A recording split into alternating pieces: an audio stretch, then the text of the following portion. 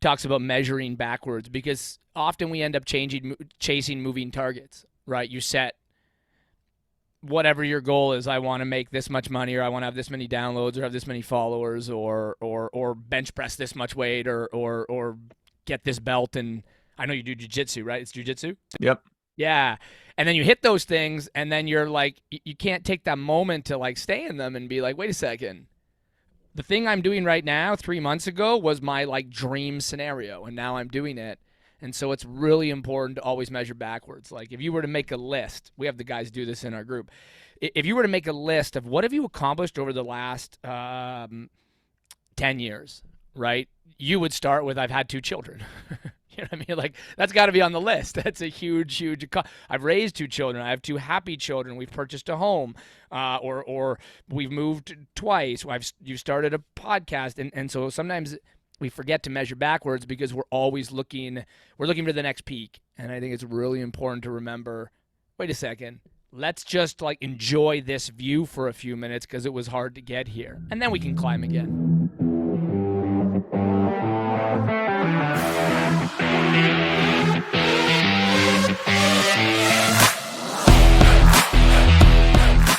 During the pandemic, it was like, you'd turn the radio on, and it's like news story, negative, right? And I was like, I can't live in this space anymore. So I'm like, let's start a podcast.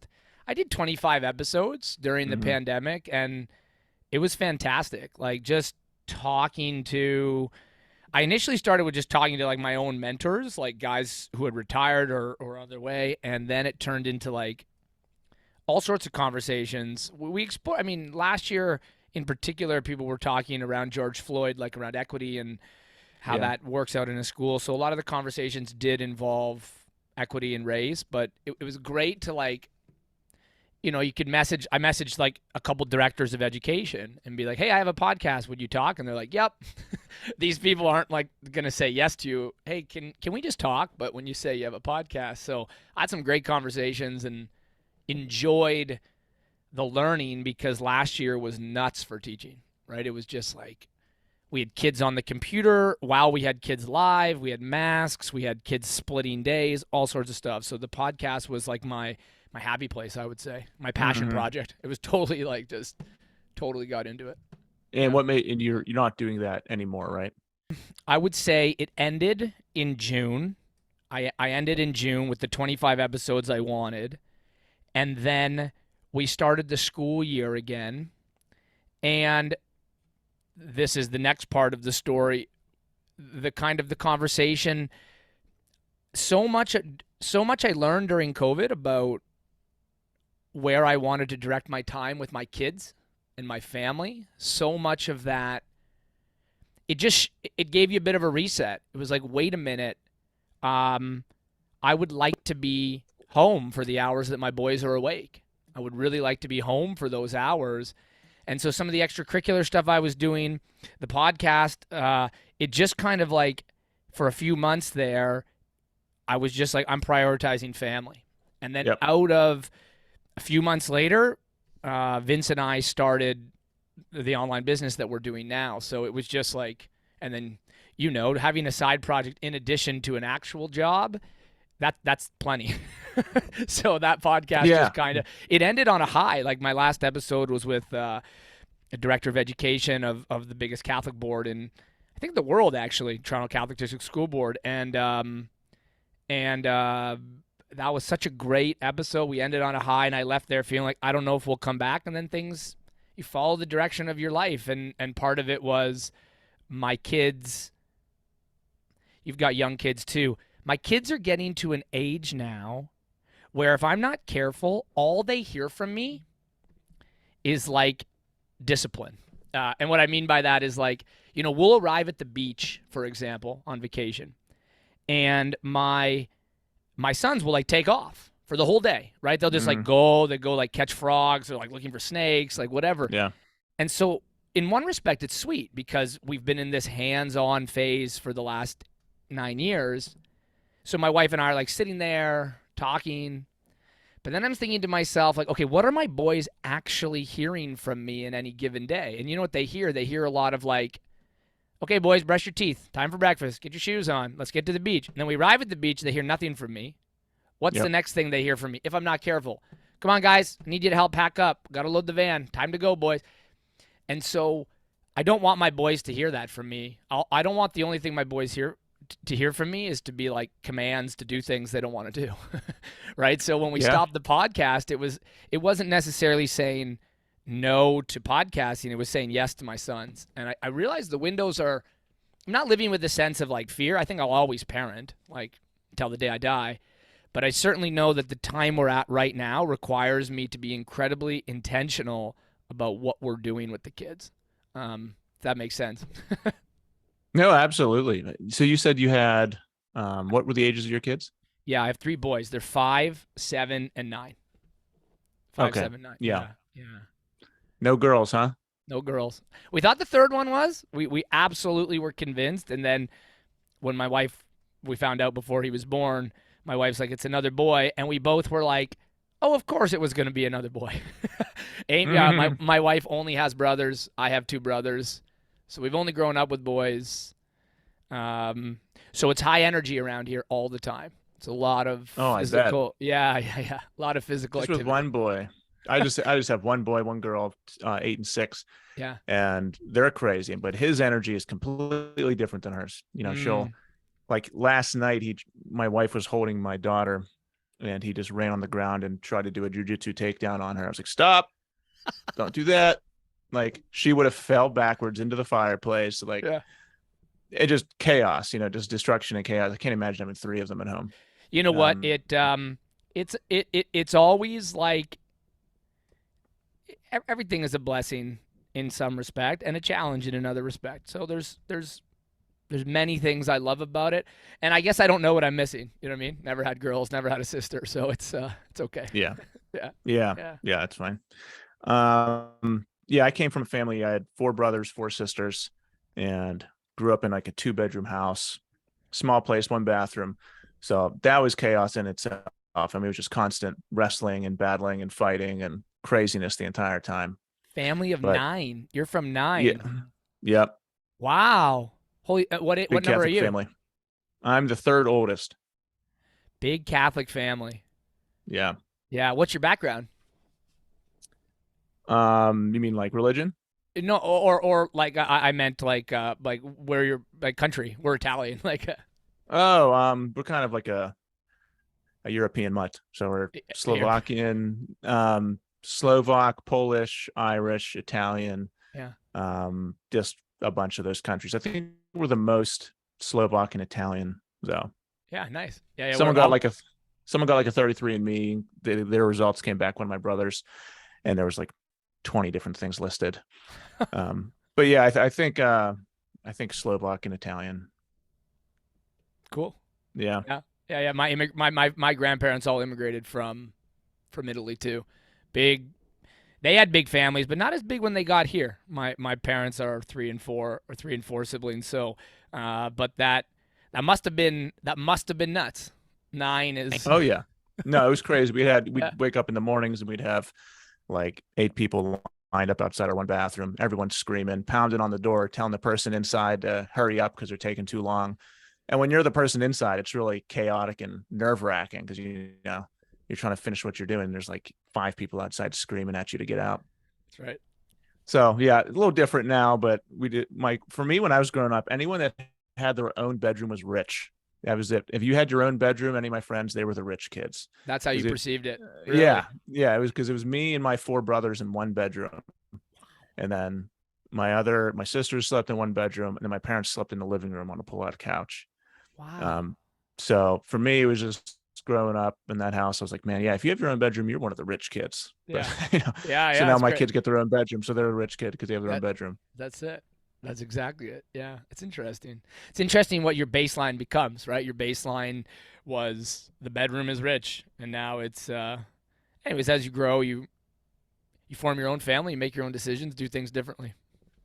Yeah, and then your goals change, and your idea of what wealth is changes, and your idea of what the future would be changes. Because if I was a kid that age, I might think, man, someday I'm just gonna have, when they get married, I'll have kids that have their own bedrooms with a yard, and that'll be it. you Yeah. know, and then you hit another age and you think something else, and then you hit another benchmark and you think something else. Kind of a curse in some ways, but you know, our goals always keep changing. Yeah. Do you it is a bit of a curse to have moving. One of the things we talk about in our group a lot is measuring backwards, right? Like a great book called The Gap in the Gain by Dan Sullivan talks about measuring backwards because often we end up chasing moving targets, right? You set whatever your goal is. I want to make this much money, or I want to have this many downloads, or have this many followers, or bench press this much weight, or get this belt. And I know you do jujitsu, right? It's jujitsu. Yep. Yeah. And then you hit those things, and then you're like, you can't take that moment to like stay in them and be like, wait a second. The thing I'm doing right now 3 months ago was my like dream scenario, and now I'm doing it. And so it's really important to always measure backwards. Like if you were to make a list, we have the guys do this in our group. If you were to make a list of what have you accomplished over the last 10 years, right? You would start with, I've had 2 children. You know what I mean? Like that's got to be on the list. That's a huge.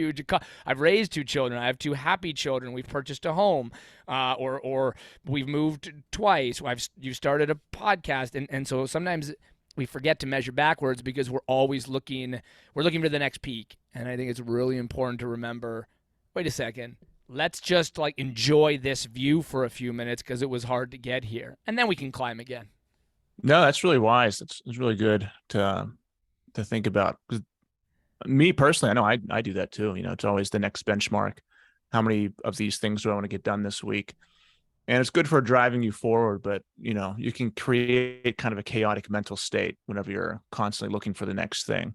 Yeah. So yeah, that's a real good practice you have your guys do. Yeah. So you had a teacher podcast and then you stopped that, focused on your kids, spent time with them. Then what caused you to start the Men of Bedrock brand? That's a great question. So my brother Vince and I had differing views during the pandemic. Not as differing, perhaps, as sometimes when you have differing views, people end up being positioned as polar opposites when really they're not polar opposites. They're not that far apart, but it's like you're either use American, either Democrat or Republican. Like you're either one or the other. You're either this far or this far, and you're not. There's no room for like, well, wait a minute.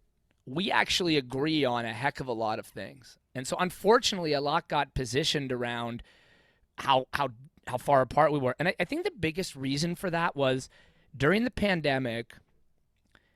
As a teacher, I lost $0 of pay. You know what I mean? Like my we kept teaching, we went online, and we just kept getting paid, right? Like we were working, we were teaching, but my financial livelihood never came under threat during the pandemic. My brother is an entrepreneur, right? And so totally his life changed. They couldn't go to gyms. The people he was coaching couldn't go to their gyms. He coaches fitness, online fitness coaches. And so his whole livelihood was affected. And so I don't think it was the things that we disagreed on that drove us apart. It was that we had totally different contexts. And so for, I don't know, 18 months, we struggled to find common ground. And then what happened was Vince said, hey, I think we need to do something together. And he pulled a bunch of guys together and we did 75 hard. You know, 75. It's like, when he told me he wanted to do it, I'm like, this is stupid. Like, we're gonna work out twice. Like we already really believe in fitness, but we're gonna work out twice a day. Like that's the plan. And then there's a whole bunch of other items to do. The program was enjoyable enough, but what ended up happening was Vince brought together 8 guys from his world. We were all in a group chat. Yep. In 75 hard, at the end of every day, you get like a report. You put in your like check, and then every night in the chat, guys would post their results. Like, how did you do? Well, in 75 hard, if you make a mistake, you're out. So it was basically like, we're going to stick to this program. And during that time, we saw the power of guys doing something together. There was 8 of us. Every guy, I think, had tried 75 hard before and had failed on day. Vince had a funny story. He failed on day 1 the first time. Then he failed on day 3 the second time because he was trying to do it alone. So this was like his third go at it. Yeah. And we all did it, right? 150 workouts, all the other stuff. And Vince and I were working out together. And so during that, it was this past winter, the winter of 2022. And while we were doing 75 hard together, every morning we were working out. And it was funny, like some of the stuff we disagreed on politically would come up a little bit during the workout. But because we were in the context of a workout, we just kind of like powered through. Be like, I'd ask him, I'd be like, so you believe this about whatever? Right as he's got the weight on his chest. So should you be vaccinated? Yeah, that's right. Right. But guys need that.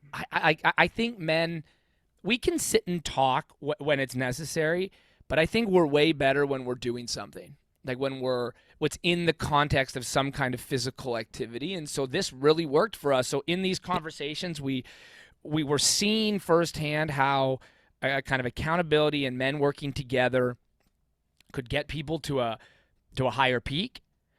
And so we just started like brainstorming. What could that look like? How could we help men?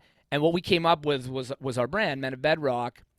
And the underlying principle of Bedrock is that the way you live ought to be on purpose. Like the decisions you make day to day should be intentional. They should be disciplined. They should be purposeful. And when you live on purpose, it changes your whole mindset. What's interesting is what Andy Frisella talks about in 75 Hard is this is a mental training challenge. A lot of people use 75 Hard to get into shape, but he's very clear that's not the goal. The goal is to make you do things that you don't want to do. Like we were doing 75 Hard. Pittsburgh gets bad winters, Chris. How are the winters there? Miserable. Yeah. Our winters are miserable here while we're in Canada. I bet yours are worse. But some of the times, like there would be guys in our group going out for their second workout of the day at 10:30 at night, and it was minus 30 degrees Celsius. Like it was, and then we had another guy in our group in Florida. He's like, it doesn't get that cold. Yeah. No, miserable anyway, is like 25. Okay. So anyways, but that was the point. The point was to teach you to do things on purpose. And then what happens is it changes your whole mindset. Because if I have to like work out this morning and I'm going to have to work out at the end of the day, that means I have to slot time in for my kids. Wednesday, I can't just say to my wife, like at 6 p.m., I got to do workout too. You're on your own for dinner. Right. Yeah. So what living intentionally does, certainly it gets more stuff done, right? Like the amount of stuff we created a program while doing 75 Hard and then doing my full-time teaching job. Like, so certainly get more done. But what it really does is shifts your mindset to like, okay, I'm going to have to be really, really disciplined. And then everyone gets more time. My kids got more time. My wife got more time. My spiritual development, my physical development, everything got more time because you're just living with the sense that everything matters. We call our system everything on purpose. That's what we would call our system, like everything on purpose. Make choices always that are by design, never by default. I love that. That's a great motto. Yeah. Everything on purpose. Yeah. So your brother had he had kind of had the foundation of the coaching program, and he had a big network of guys, and you did the 75 Hard.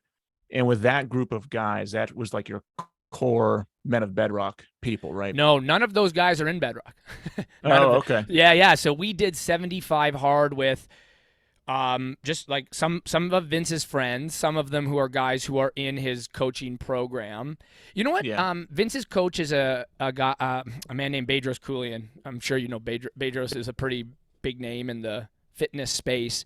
And Bedros actually said to Vince sometime in January of this year, Vince was feeling like, I don't have confidence, I'm lacking self-confidence, and Bedros goes, that's the problem.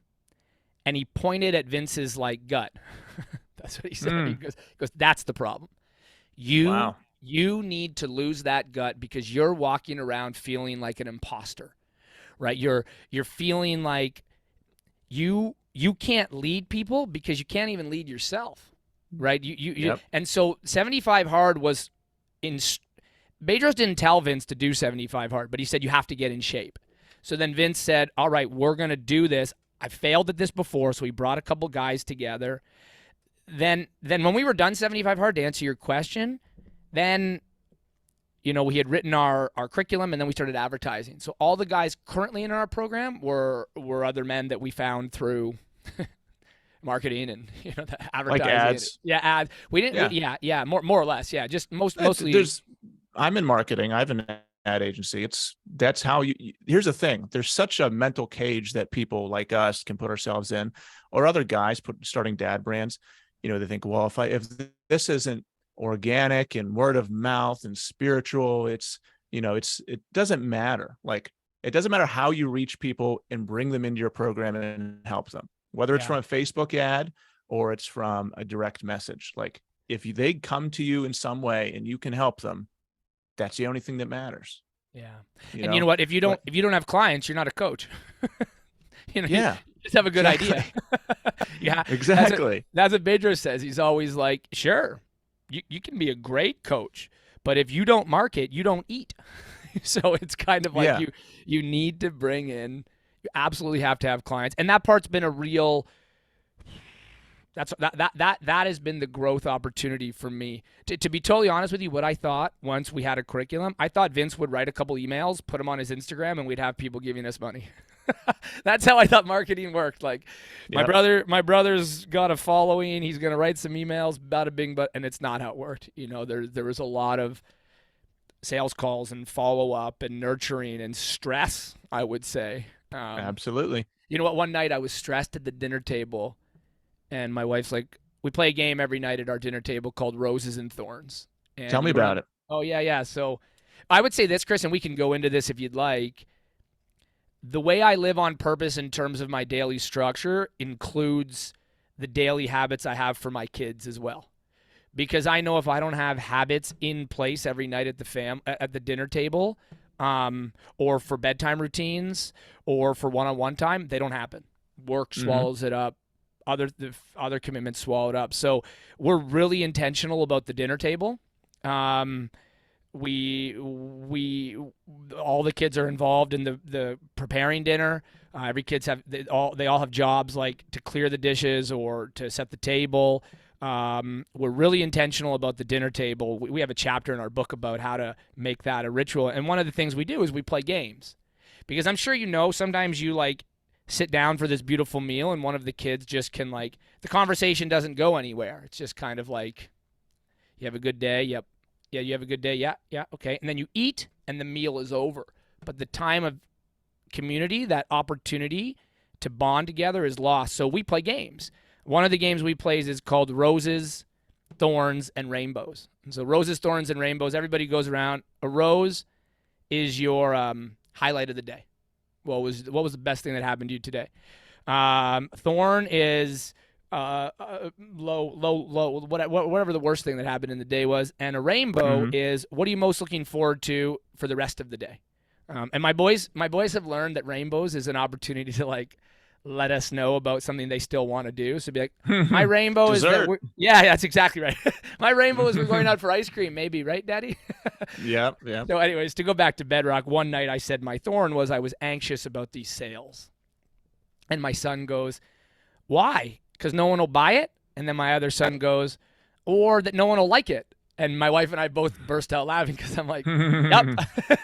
You just got to my identity right there. No one will buy it. No one will like it. And so there you go. Yeah, pushing myself outside my comfort zone for sales has been hard. Yeah, it's been hard. That's been the hardest part, I think. But necessary. Yeah, it's necessary. It's tough. I remember doing tons of sales calls with realtors and other people too. We have a program where we find them clients.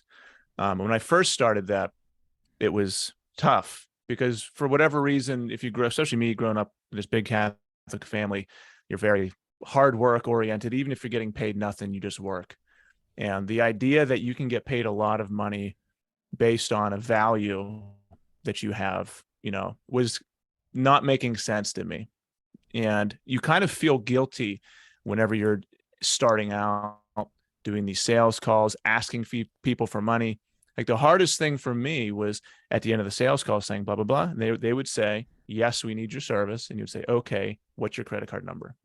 And then getting to that point, the close isn't just hard socially. It's more of like a moral dilemma. Yeah. Yeah. And the truth is like, yeah. and the truth is like successful business people, they just do it. Yeah. They don't care. Like they're in it to change their life, change their family's life, grow a business. Like I had to realize that, man, I'm thinking on such a small level. Like if I had this thing scaled, like there was a guy in our group, he grew this massive solar lead company to like, he's at like $3.5 million a month right now.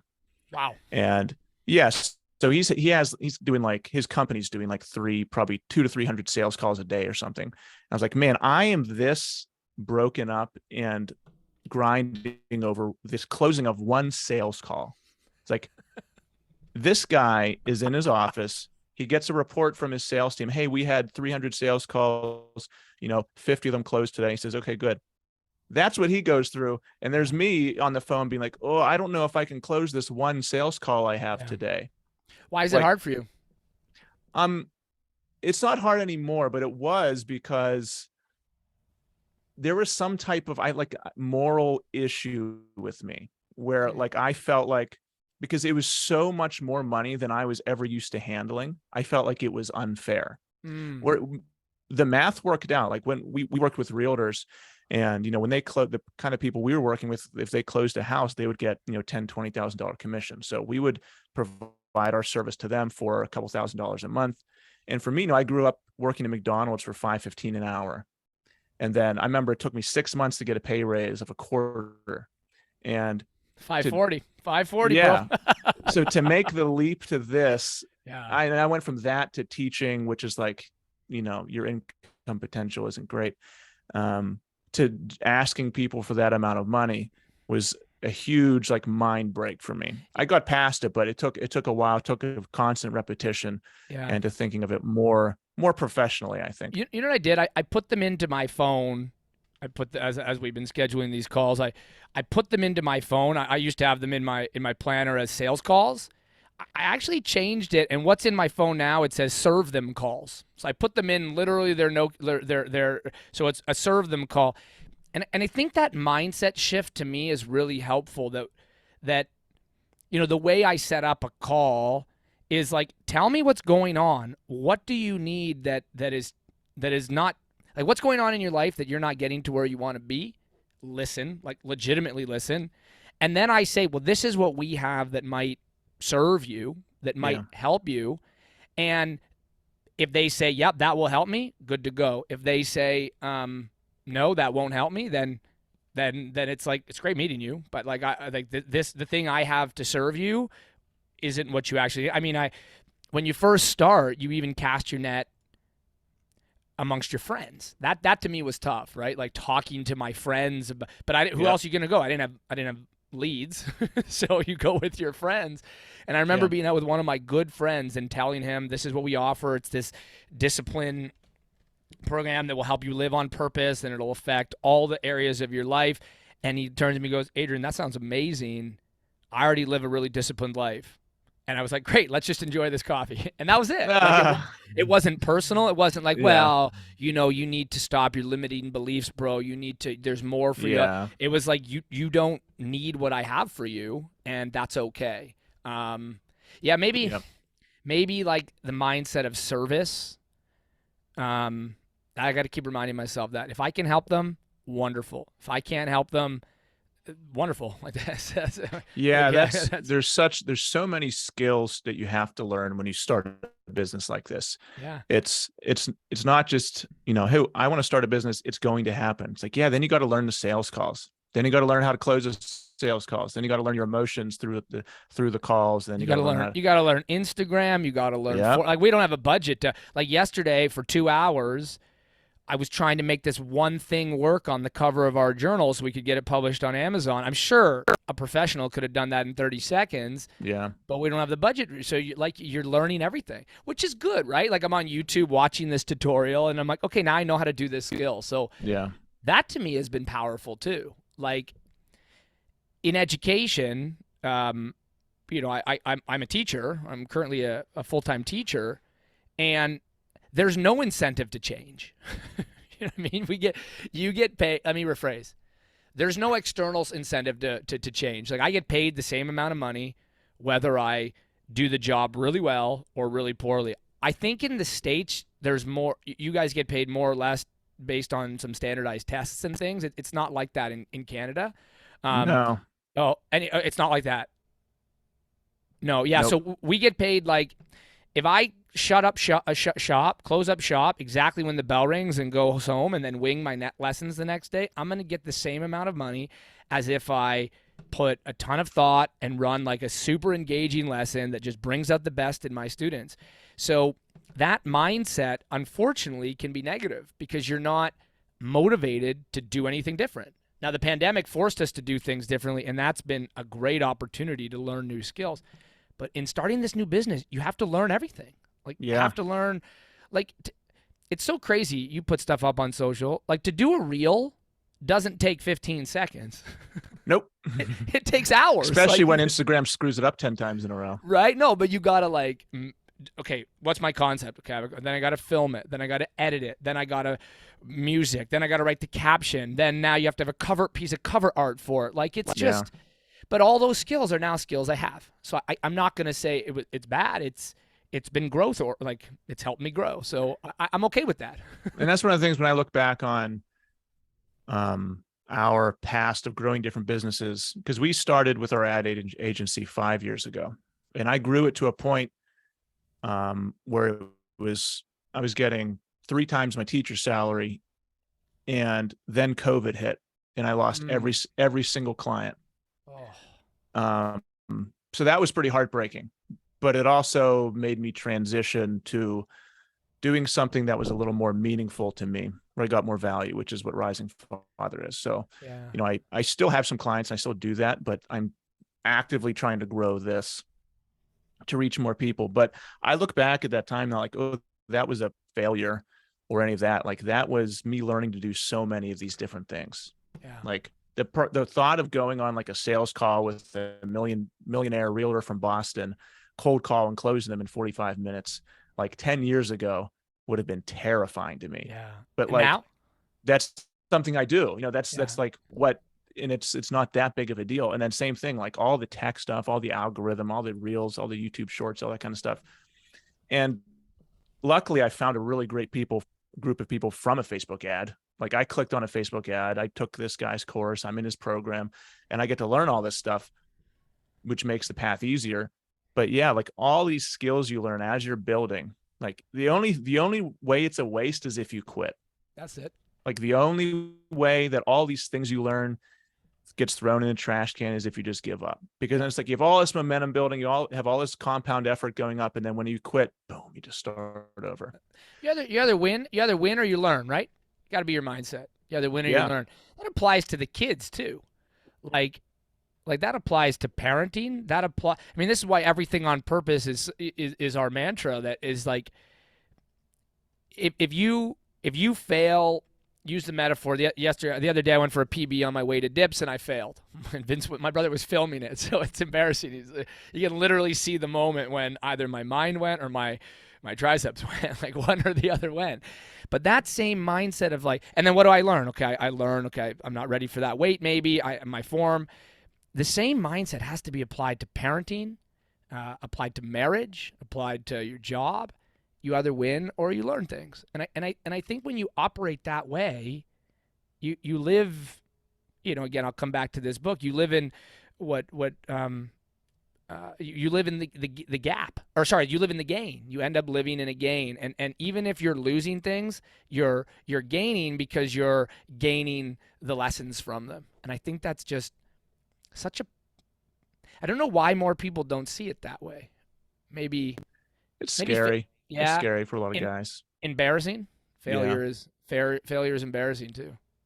Yeah, embarrassing. You don't want to look bad. You don't want to, and I also think it comes down to you don't want to alter your vision of your own identity. Like if you've built up your ego and a self-identity to the point where you see a clear picture of yourself, and then you try something completely new and you fall on your face, that really throws a spear and cracks your identity of yourself. And I think a lot of guys are scared to go down that road.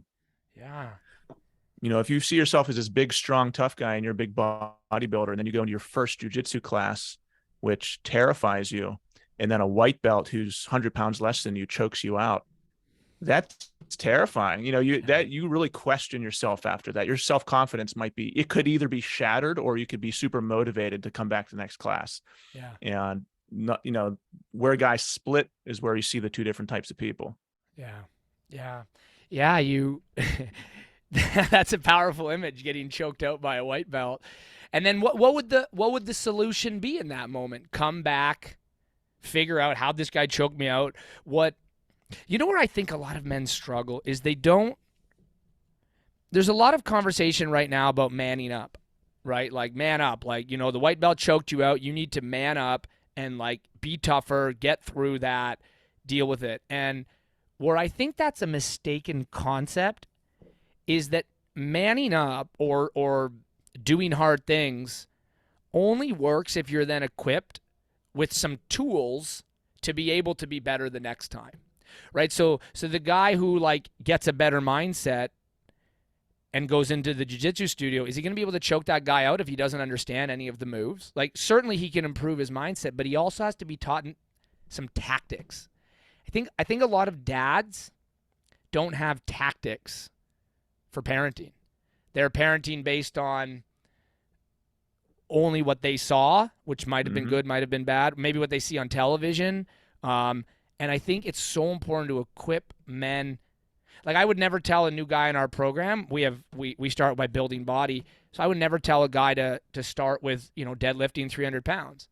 Doesn't matter what his mindset is. That weight's not going up, right? So we have to have some tactics. We have to have progressive overload. Over the weeks, we're going to add more weight. We have to talk about driving your legs through the floor. We have to talk about, your arms as how you're going to position your arms. Like, you have to do those things. You have to give them some tactics, not just give them a mindset. So I think you need both. If that makes sense, Chris. Absolutely. Yeah. And for that guy who got choked out and goes back to the jiu-jitsu gym, or is thinking about going back to the jiu-jitsu gym, there's that lesson. It's like, what's the more important lesson? He has to decide. Is it learning how to choke this guy out and win? Or is it being comfortable, putting yourself in uncomfortable situations and going through it? Yeah. Because that's if you want to keep on learning new things, you have to be willing to fall on your face a bunch of new times. Like, if you were a teacher and you just said, hey, this is what I want to do. I'd love to start a business and move on with my life in that way. But man, that's going to be learning a lot of new stuff. That's going to be scary. I don't know if I want to do that. Then you could be stuck doing that, what you don't want, or stuck just being a teacher, doing nothing else your entire life because you were afraid to try the new thing. But just that initial being like, okay, getting thrown in your face. Like, we have this new guy at the gym. Probably by next year, I'll be a purple belt. So I'm about 3 years in, for a newbie, pretty experienced. And we've got this white belt he just joined. He's a 290-pound college wrestler. Okay. Destroying everyone. Okay. I've rolled with him 4 times. I've tapped him once. Every other time, he's just annihilated me. Why? Because he's so much bigger? Well, he's also an athlete. He's wrestled yes. too. Like, he knows his way around the mat. He has 100 pounds on me. He looks like he can squat 600 pounds. Like, his shoulder. Like, I tried to. We did a situation after one of our rolls where I tried to choke him in a triangle, like where he was letting me do it, and I was like, let me see if I can choke you with my legs. Yeah. And his shoulder muscle is so big. Yeah. You can barely do it. But it's not even just a muscle. He's a college wrestler, so he knows how to use his body and use his weight. So, he can submit you with a bunch of different wrestling things, just how to, put your shoulder in your gut.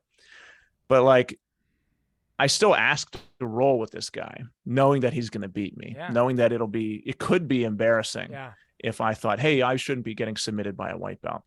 But like, you have to be okay putting yourself in that situation if you want to get better, because I want to know how to submit guys that big. Yeah. Yeah. I think that's a word that I'm hearing a lot in the world, is this word of vulnerability, right? Like, And what I think vulnerability is being wholehearted. And what I mean by that is like, you know that putting yourself into the position with this 290-pound guy who you know you can't beat, you are totally exposed. You're exposed. Your weaknesses are exposed, and you're totally out there.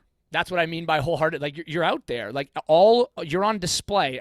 Maybe like everyone can see you. And I assume when you guys are wrestling, other people are watching. Fighting, guys are watching.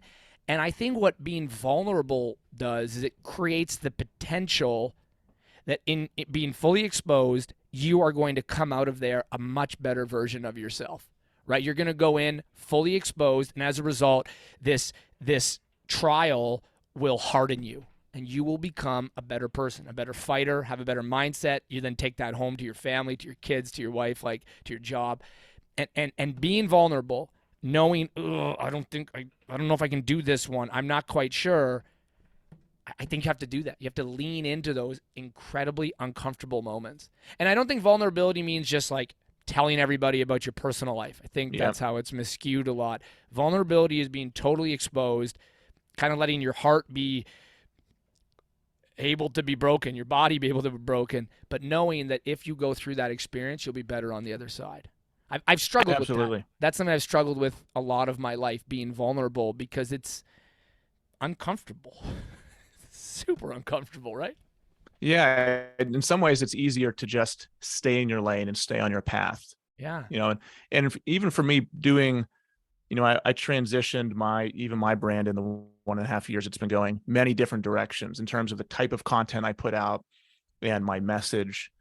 And whenever you put your face on camera, like that's a massive hurdle that 90% of people out there can't do. And that's another thing that I've, really been intentional about wanting to improve, because I know opportunities come to people, and I know I can be much more effective at what I do if I can communicate clearly, if I'm comfortable being on camera, and if I can speak well and present well. So I've been reading so many communication books, how to talk, how to, deliver your point and all this kind of stuff. But like doing that for the first time, doing a selfie video and putting it out there on Instagram, where who knows, maybe 1 million people could see it tomorrow. Yeah. Maybe some of your students see it. Maybe, maybe your parents, maybe your friends see it. Yeah. Like being able to do that and being okay with it is just a massive personal barrier that I had to break through. And it's still not completely gone, like, oh man, because I've said some stupid stuff. There's been some times where I'm like, I got to get this content done for tomorrow. I'm going to record this. And I was like, that was pretty good. And then, you post it and you're like, shit, shouldn't have posted that. That's not coming off very well. Yeah. You know what? Let me share, if you don't mind, something personal with you. I only see out of one eye. So when I was 3 months old, I got a virus, and I ended up developing something called third nerve palsy. And as a result, my right eye went completely blind. And as a result, I'm sure you can tell, people aren't watching this, but my eye wanders. If you look at my Instagram, you can see my right eye, it wanders. And for years, I found ways to hide it as best I could. I would wear like sunglasses, or I'd wear glasses, just regular indoors. You can't wear sunglasses, so I'd wear glasses. Or I would just like kind of keep my face hidden. Or when I felt uncomfortable, vulnerable in those moments, my therapist helped me work through this. But what I would always do when I felt uncomfortable, the story I would tell myself in my head is like, they're all looking at your eye right now. They're all looking at your eye. They all think it looks weird. That's what I would tell myself. And so what I got really good at, Chris, was being sarcastic.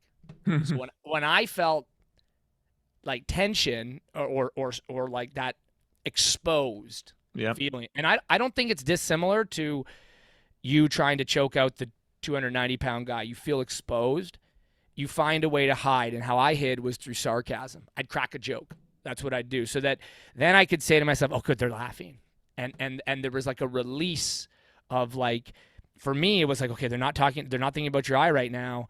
They're now laughing at this joke. And that has been the greatest insight of my 30s. I turned 40 this year. The greatest insight of my 30 with my therapist has been saying, You have to own your story. Your eye shaped you into who you are. This thing that you're so insecure about is probably your superpower. It's probably the thing that's made you the most resilient, the most self-confident, the most vulnerable, and those are the things that make you who you are. I love And that. so I've totally experienced that. Like the first video I literally filmed on my Instagram, Yep. like I was like, "Hello!" Like that's how I started the first one. And I said to my wife the next day, like, what do you think? She's like, "Yeah, like." My wife doesn't want to be on social media and for many reasons, but anyways, like it is so hard. I would say it is so hard to. I like how you said that, to put your face out there. Like aside from social media, but just to put your face out there, like to put yourself in the world and like be bold, be vulnerable, be wholehearted, even if you can't predict if that's going to result in any good for anyone. And you know what I found when I have posted on my Instagram about my eye? My engagement goes way up. Right? Because people want to hear that stuff. They want to hear that because they got insecurities too. So Yeah. it's not a selling tactic. It's just like a way to connect. People are insecure about how they look, how they sound, what they do for a living, how their kids are, how their marriage is. And so when you can talk about it freely, it just releases people to talk about their stuff too. Well, way more people have issues. Everyone has issues. But everyone, put it on the record, Chris. Yeah. Yeah. But on Instagram, you see pictures of posts that do well. If they do well, that means that thousands or millions of people are liking that one picture. That means that millions of people are on the other side wanting to be or appreciating that one good thing. So whenever you see, 100 pictures on Instagram, behind that is 100 million people liking those pictures. It's not like 100 million people are doing well. It's like, no, you're seeing 100 versions of things of reality that are positioned well. And every 99, 100% of people have their own insecurities, their own problems, their own issues. So whenever you can be honest about that and share that, you're connecting to 100% of people. Yeah. That's not the ripped, perfect guy who posts on Instagram. That's a motivational, aspirational dream to go towards, and even he has tons of issues. Your life could be a million times more put together than his. Yeah. But whenever you're so honest about yourself and your own problems, then you're connecting with every single person out there. And that's just that's something I have to remind myself constantly all the time. Like on social media, you are not seeing like the things you see, you're seeing them because they are successful and popular. Like the podcasts that pop up, the posts that pop up from influencers, you're seeing that because they're successful. They are the one in the million. There's also a million people trying to do what that person's doing who can relate to what you're going through right now. Yeah. I hear you. And it's so hard because you want to compare yourself to, hey, this guy, he's got 1 million followers.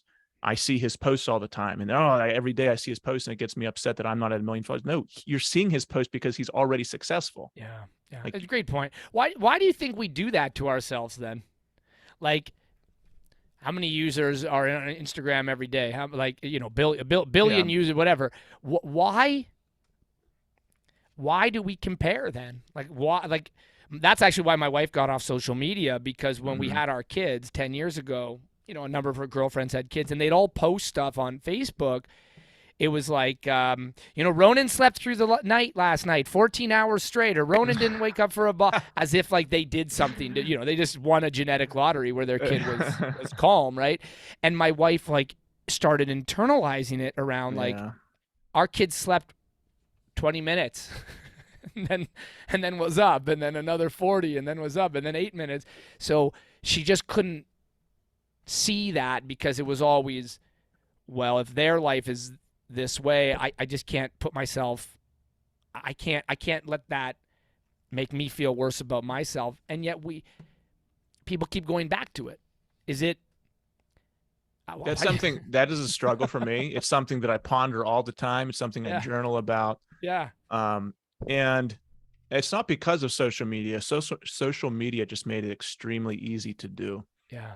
because I remember before, like, I didn't get a cell phone until I was in college. I didn't have Facebook until I was in college. And I remember being in high school without any social media. The only thing I had in high school was one TV in our living room that didn't have cable, that most of the time my dad locked away in the basement. So it was just me and my friends. But still at that point, you would look at, like, I was a saxophone player. Okay. And then we'd go to like an honors band and I'd have to audition to try to win a saxophone competition or something. And then outside of the room, you'd walk into a room, you'd play your saxophone in front of a teacher, and he would judge you, and you would try to get into this honors band. But outside the room, you would hear other high school kids playing the same excerpt faster than you. And then you would think, the same thoughts in your head, like, oh, I should play faster. And what happens to kids, because I also teach private saxophone lessons, I said, what happens to kids is you practiced one thing for 6 months. You go to the audition, you hear this kid who you don't know, you don't know his story, playing it faster than you outside of the audition. Then you think you need to play it faster. So you play it faster, then you screw the whole thing up. Yeah. Like, that's what happened. But so it happened. I feel like it still happened before social media, but just on a much slower, lesser scale. But now it's like they just gave you a blowtorch, and because, if you're on social media 1 or 2 hours a day, and like, even if you're just working your business, you're still going to see 1,000 pictures or videos. Yeah. Even if you're just scrolling through, not clicking on them. I would make I'd say a couple things there. I would say, first of all, yes, it is important to stay in your lane, right? The saxophone kid, like, stick to your plan. Like, you've been playing it at this speed, stick to that plan. And I think that's important. Like, I think that requires you have a plan. You have to be working, like, you actually have a plan that you're working towards. The other thing I would say, though, is that comparison, my pastor used to say this, comparison is the mother of clarity. And what I mean by that is when you see other people's lives, it helps to clarify the beliefs you have. So when I see a dad, like, reaming out his kid at the park, and yelling, like, Christmas is canceled, or, something like this, like, it clarifies the kind of father I want to be.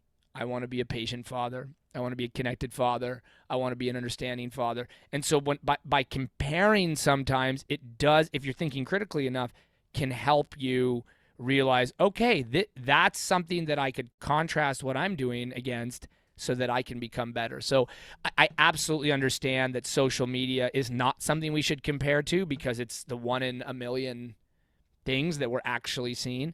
But I think in other contexts, comparison can absolutely make us better. I think that's why men probably join your community, because they want to see how other men are doing it to raise them up, to rise them up, right? That's what I think.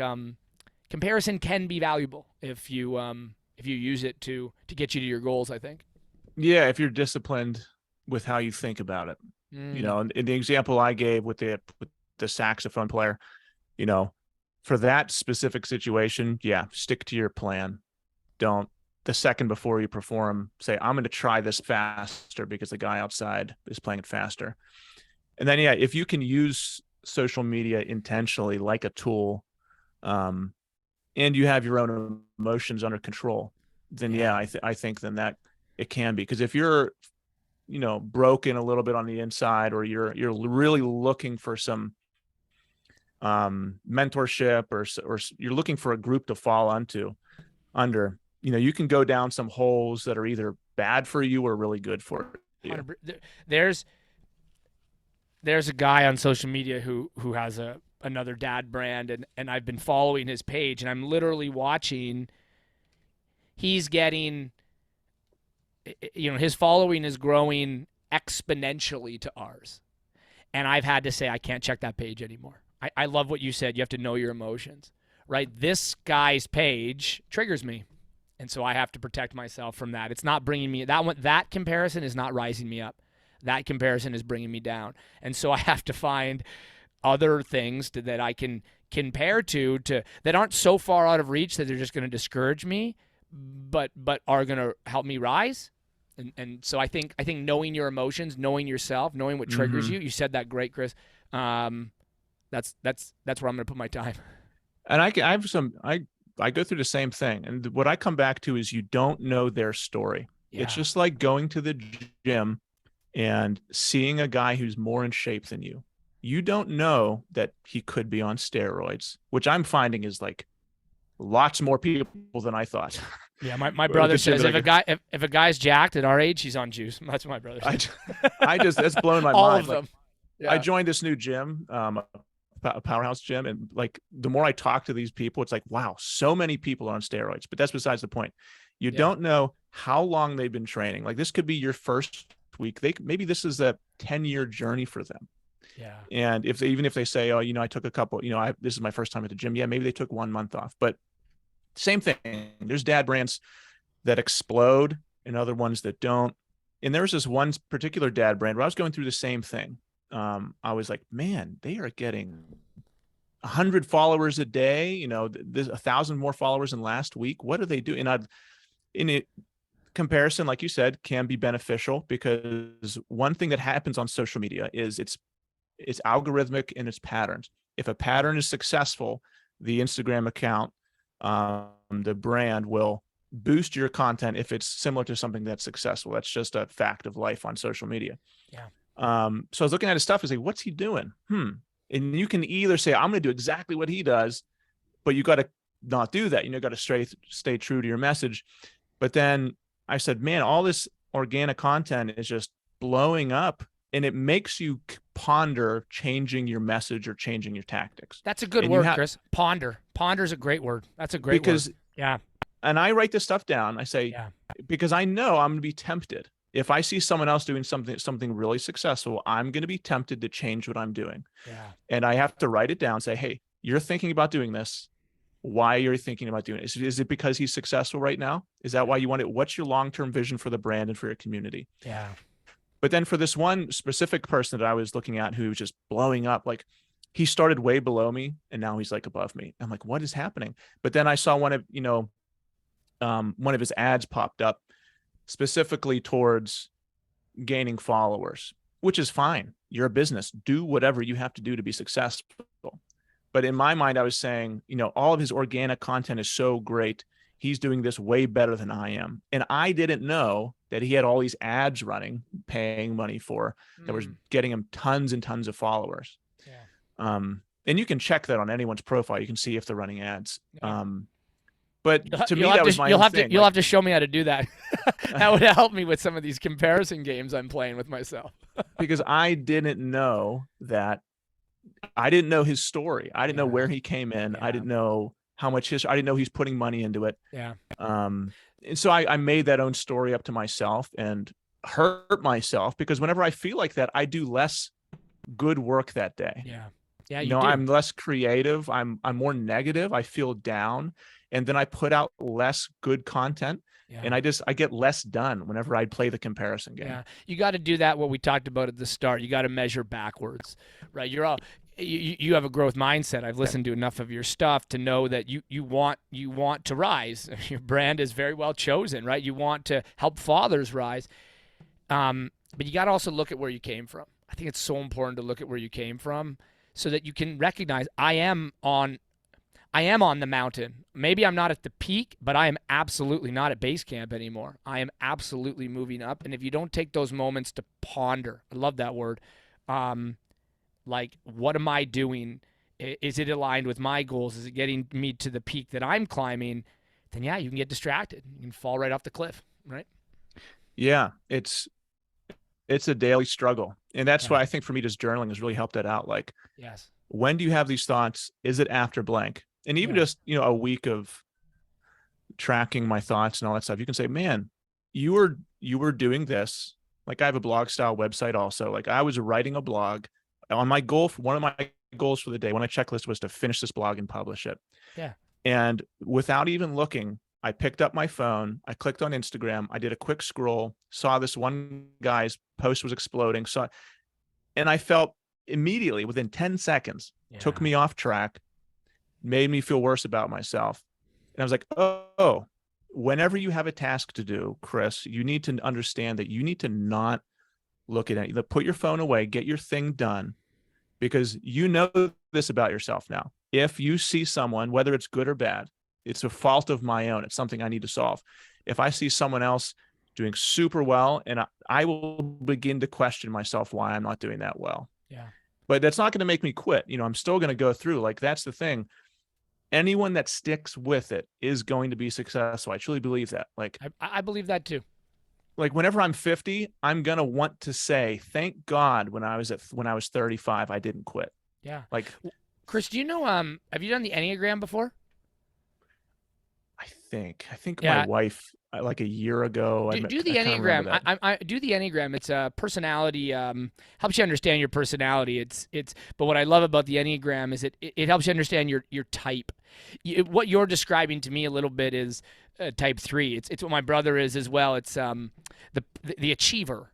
And it's the person who's always achievement oriented, moving towards the next peak. And one of the things that achievers need to remember is the power of self-reflection, right? Of just sitting in the moment. My therapist says that a good compliment should sit with you for 15 seconds. And typically, like, let's say your wife says, hey, you were really great with Nathan today. You were really great with him. You're like, yeah, thanks. And then you move on to the next. You have to like let that just like. You're describing me, buddy. Yes, is that right, eh? I don't appreciate any of the good things that I've done. You That's need not completely true. That's not true. But I mean, yeah, but if someone gives me a compliment, I usually want to get past it right away. Why? Are you uncomfortable? It does. It makes Yeah. me uncomfortable. I think it makes me like, there's been situations where like I'll be at a party and then a family party and I just completed something great, like I did a big backyard project and it looks amazing. And then there'll be like 10 people telling me how great it is. And I'm just like, I want to leave right now. Like, Yeah, I'm yeah. not good at accepting compliments, but I know that about myself and I know Yeah. that's something I need to work on. You undermine it, right? Yeah, but that like one board over there, or that those two screws didn't quite go in on the angle. Yeah, Yeah. but I think it's so important for men to guys are like, I never feel validated, but maybe you're being validated. Maybe you're getting compliments and you're just not taking the time to let them sink in. Like one of the things I do at the end of every school year is I have my students write feedback on the course and I look at the criticisms, but I also take the time to write out all the compliments and then I hang them on my wall and I read them. Like otherwise it's too easy to like, yeah, be your own worst critic. Like you have to, like maybe let's go back to the jiu-jitsu example. Maybe you got choked out, but maybe you lasted 5 minutes long, or I don't know how long a match is, right? But maybe you lasted 30 seconds long. Yeah, 5 minutes. Yeah, maybe you lasted longer than the last match. Or maybe you did a move that you couldn't do in the last game. And I think sitting in those moments can help you create that growth mindset of like, yeah, I'm not all bad. I got a lot of good stuff. And I don't know why this. I grew up in the. You grew up in the Catholic Church.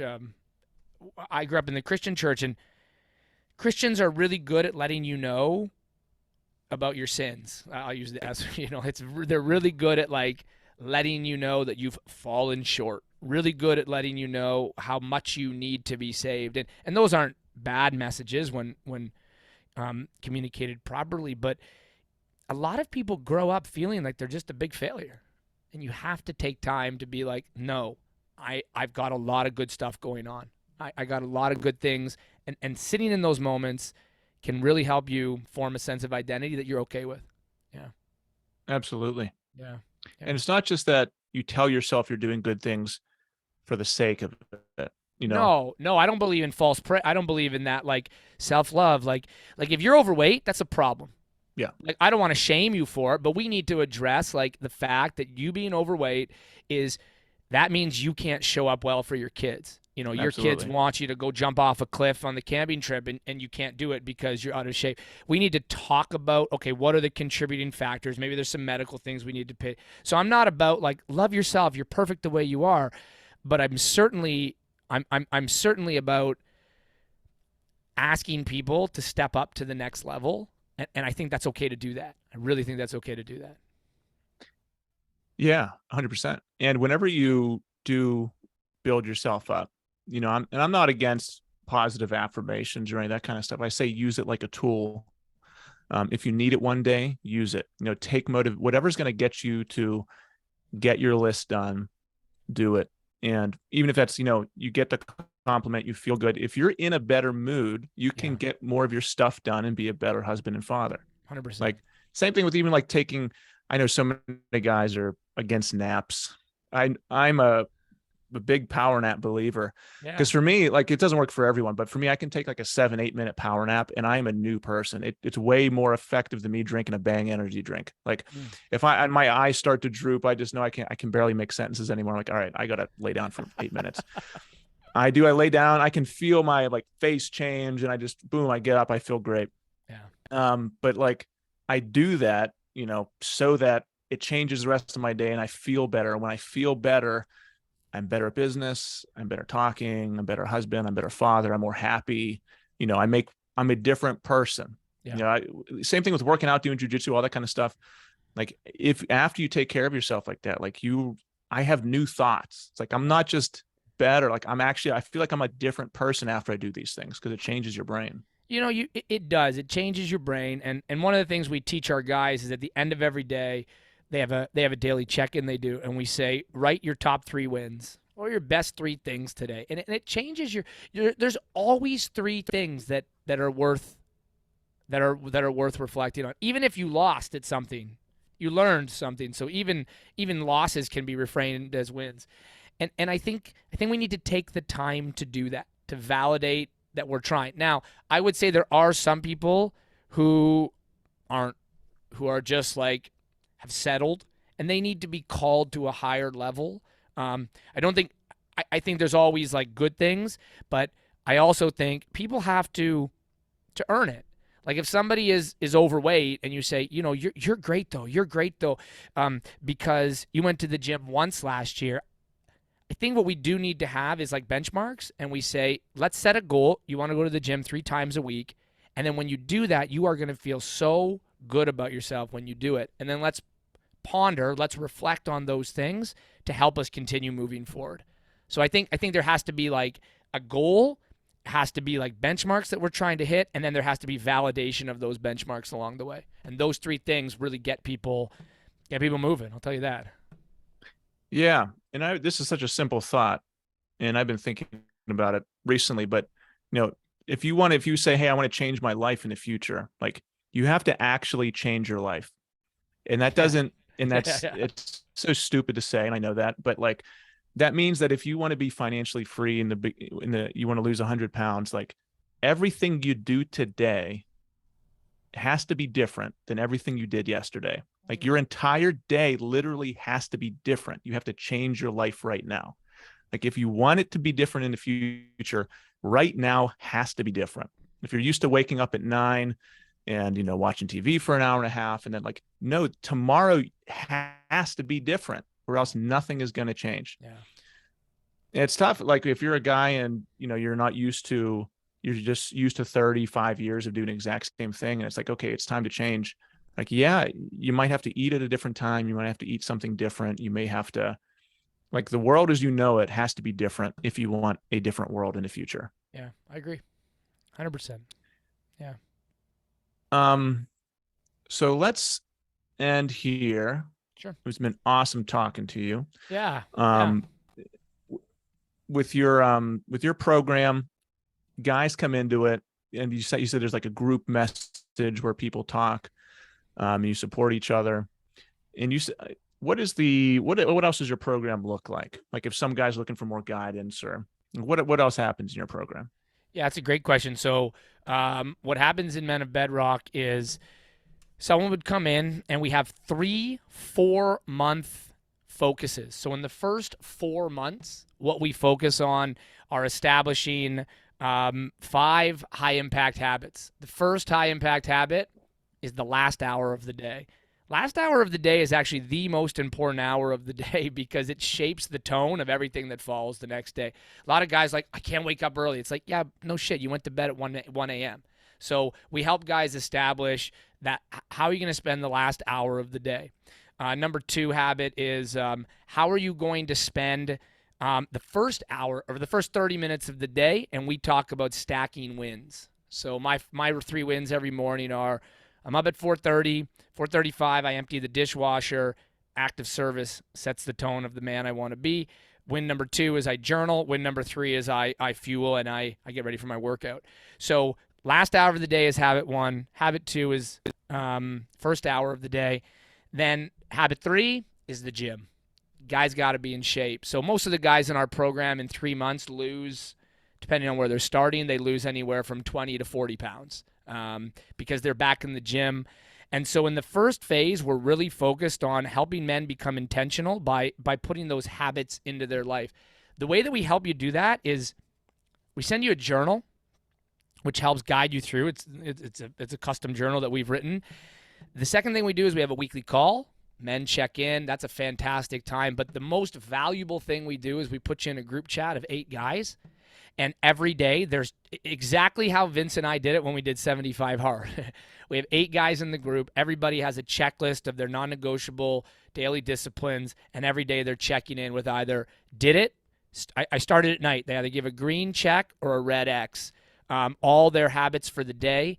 They check in at night, and then guys ask them questions. Hey, man, what happened? You didn't get your reading done today. Hey, man, what happened? You didn't get the gym today. So that's how we hold men accountable. And because it's only an 8-person group, people don't get lost. Like they know each other, right? Guys reach out to each other. Guys, like when they're in each other's cities, they go like hang out with each other. So that's our first 4 months. In the second 4 months, we apply the same level of intentionality to habits around the family. And those habits are, I'll give you one habit, Chris. I want you to try this one tonight, okay? We call it the D15. The D15 is the daily 15 minutes that you're going to sit with your wife and talk about the day. 15 minutes a day. Establish, like, when can you do that every single day? Or, there could be emergencies where you can't get it. But for the most part, you're sitting for 15 minutes. That's a daily habit where you sit and connect with your wife. I think with the kids at the age our kids are at, it's so easy to miss connection time because you're so focused on the kids, right? Getting them to their activities, getting them to school. You miss that time with your wife. So we have similar habits for family life. And then the final 4 months are habit shift to self-knowledge, to knowing yourself. We help people with the Enneagram. That's a tool that we bring in. Help people establish habits around building a personal or a family mission statement. And so the idea of our program, every 4 months, we carry on our intentional living to a different area of our life. First is body, then is heart, then is mind. That's how our program set up. Now, do you have separate groups for each phase? So the guys who just have finished phase 1, they'll now go into phase 2. So but they carry on with the stuff from phase 1. So the guys who are working out, the workouts actually get harder in phase 2 because they've built some foundation and stuff. So they're still starting at night. They're still owning the morning, but the conversations we're going to have to do with the habits with the kids and the parents. And then as the guys go to phase 2, that's what we're selling right now. We're selling a new group of guys that will come into phase 1. That's how, and then got it. Along the way. Yeah. And you got sorry, go ahead. specific workouts for the guys, right? We really believe that fitness is at the core of this. There's a lot of guys groups out there that help you with conversations, give you tactics around the home, but we think that a man is so empowered when he does physical things. Like fitness will always be a cornerstone for us. The primary reason is a lot of guys are grinding in midlife. Like they're just like, get the kids to school, get the kids home, get the kids lunches, get the kids dinners.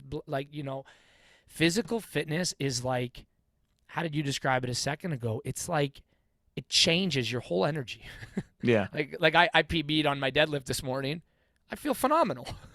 And then I take that self-confidence when I come home with my sons. Like it's just, that's how it works. So that's one thing. It gives you that sense of self-confidence. It also shows your son. I think that being physically fit is something that the kids, it's caught, not taught. You know what I mean? I can tell my boys to be fit, tell my boys to take care of their bodies, but if I'm not, they're not going to do it, right? So they have to see us in action. So being physically fit is like cornerstone of our program. One of our other daily habits is we call it measure and track. And that has to do with, so we provide a whole diet plan. We provide Some of the guys, as they move along, they want to actually track macros. We don't do that initially, but early on, some guys want to get a little more specific. So, Yeah. But food, another daily habit. What do you put into your body really shapes the person you are. So, yeah, fitness goes all the way.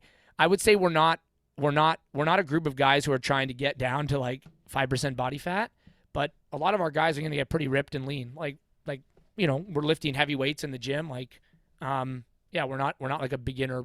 Maybe guys start as a beginner, but by the end of the year, they've really cranked out some good workouts.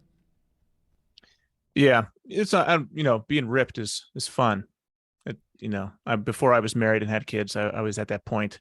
But for me, it's more getting in great shape. You want to love how you look, and you want to be able to do whatever you want to do. We call it the bedrock body. The bedrock body is strong enough to live the life your family needs.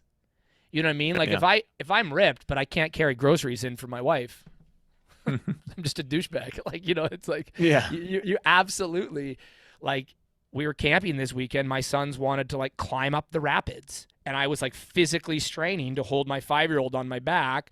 I wasn't in good shape. I couldn't give my boys the adventures they need, the adventures they want. So fitness is not about, sure, it's about my self-confidence, but it's absolutely about what I can then offer my family. Yep. Awesome, man. Yeah. And after we're done here, I have a couple other questions for you, but sure. Thank you so much, Adrian, with Men of Bedrock. Had an awesome conversation, and we'll talk again soon. Yeah. Thanks for having me, Chris. Thanks, bud.